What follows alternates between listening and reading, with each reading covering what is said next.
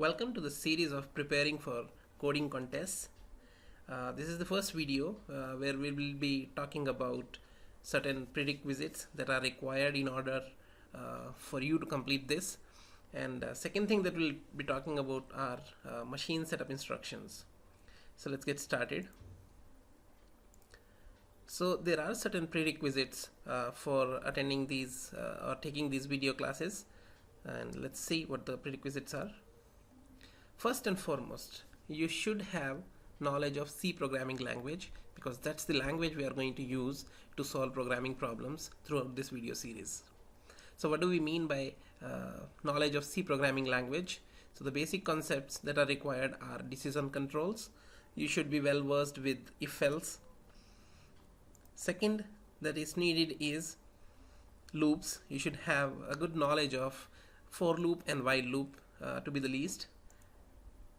Then you need to have knowledge of functions, how to define function and how to call a function. If you have knowledge of recursion, that will be an added bonus, but having working knowledge of function should be good enough because this is a beginner series. And last but not the least, you should be having some knowledge of arrays. Apart from all these prerequisites, if you have written some small basic programs in C, that will be an added advantage. You'll be able to follow along the thought process that gets applied while solving coding contest problems. And the most important thing that you need for this video series is your passion toward learning. If you are passionate, even if you lack some of these skills, your passion would make you ready for all the upcoming videos. So if you meet all these prerequisites, let's get started with our machine preparation and setup instructions. So before we start our journey, we need to set up the stage. So how do we set things up? So what are the things that will be required for you to take further videos? First thing is you should have CodeBlocks installed. CodeBlocks is an open source C++ IDE. So that you need to install on the machine that you'll be using for coding. So this is a fresh Windows 8.1 box. If you see, this is 8.1 and I have 2 gigs of RAM. So if you have a similar configuration or if you have any other OS, that will do, but certain things that I will be using on this machine may vary on your machine if you have a different operating system, but more or less steps will remain the same. So first step is installing CodeBlocks. So let's Google and search for CodeBlocks. It will give us the URL. So we are going to CodeBlocks website. This is open source cross-platform free C++ IDE. So where we need to go is this download link that's there. Let's click the link.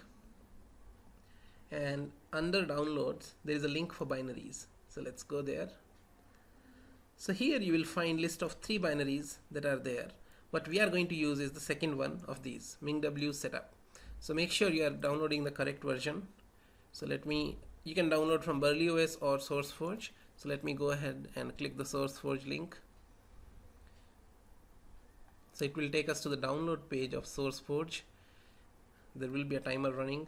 Your download will start shortly. So it has started. So this is a 97 MB installer. So it's going to take some time to download. So while it is downloading, we'll see what is the second prerequisite for this video series. So second one is you should have a CodeChef account. Now what is CodeChef?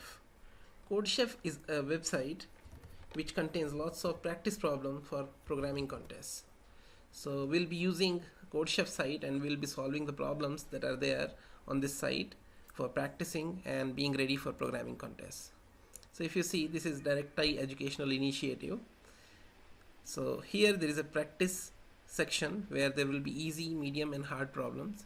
So in beginner series we are going to solve easy problems, and one by one in each video series we will be solving one problem and proceeding.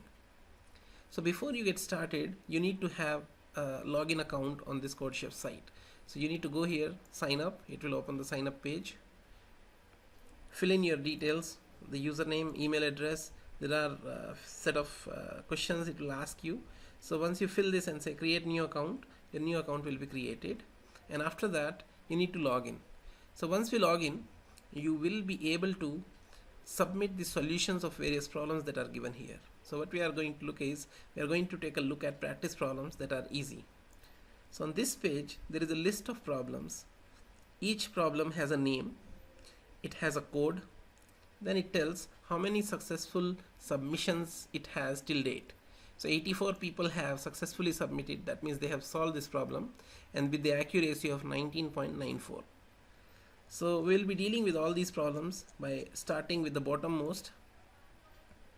So this is the first problem that we will be solving in our next video, but let's take a look what this problem looks like.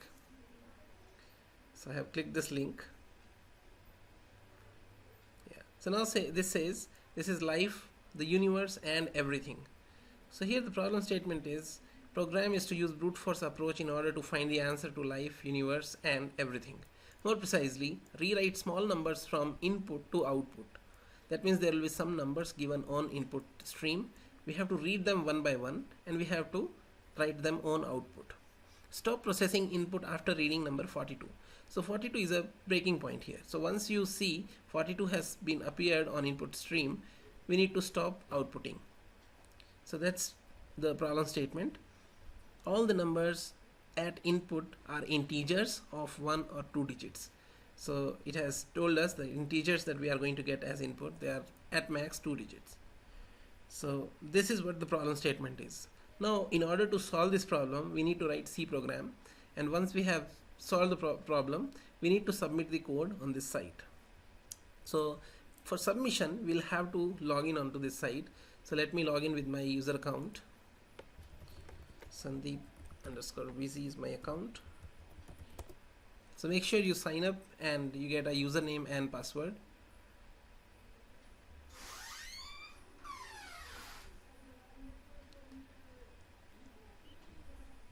So once we have logged on to this site, and now again let's go to practice problem easy,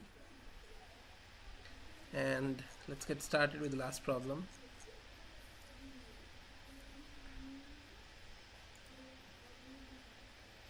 So since I'm logged in now, what I'm going to see is there will be a submit button that is enabled for me.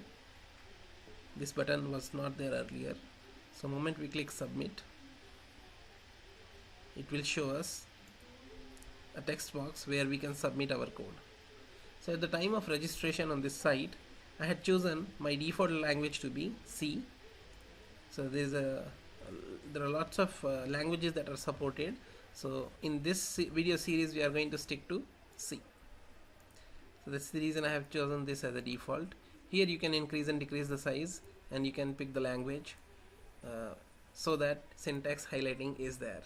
So what essentially we are going to do is, we'll solve our problem locally first in CodeBlocks IDE, and once we see the solution is working fine, we'll go here and paste our code and submit it.